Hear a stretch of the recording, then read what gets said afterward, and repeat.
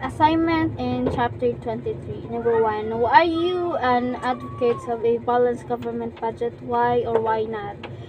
Explain her answer. Advocates of balanced government budget argue that it is essential for fiscal responsibility and economic stability. They claim that a balanced budget protects future generations, prevents the devaluation of the currencies, and imposes fiscal discipline on the government. Proponents also believe that a balanced budget amendment would create strong political pressure to rein in deficits and impose these spending reforms. On the other hand, opponents argue that a government budget isn't like a household budget and that deficit may be necessary to address economic or foreign threats. They also claim that the cause of fiscal imbalances is a lack of political will not an inadequate process, and that balanced budget amendment could limit the ability of future governments to respond to changing circumstances. 2. What are your favorite of active monetary and fiscal policy? Why or why not? Explain your answer. The favorite the favorability of active monetary and fiscal policy is subject to debate among economists and public makers.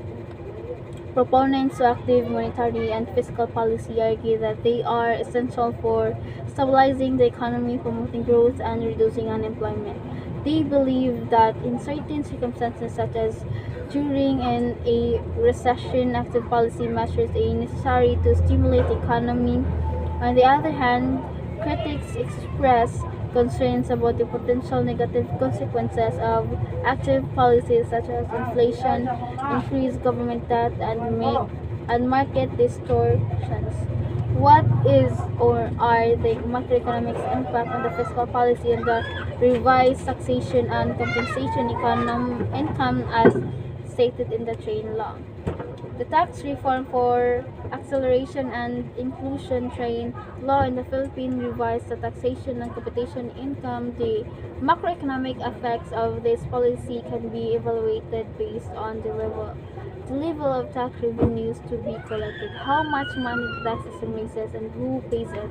Tax policy directly affects the economy by shifting demand for goods and services, but this Keynesian effect is temporary and lasts a few years at most, after which the economy will return to its underlying sustainable level. Evidence suggests that dynamic effects of tax changes in the amount of revenue a system raises generally modest.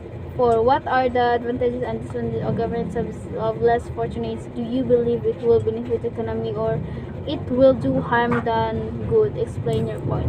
Government subsidies to less fortunate have both advantages and disadvantages. One of the advantages is the subsidies can help struggling industries and promote social welfare.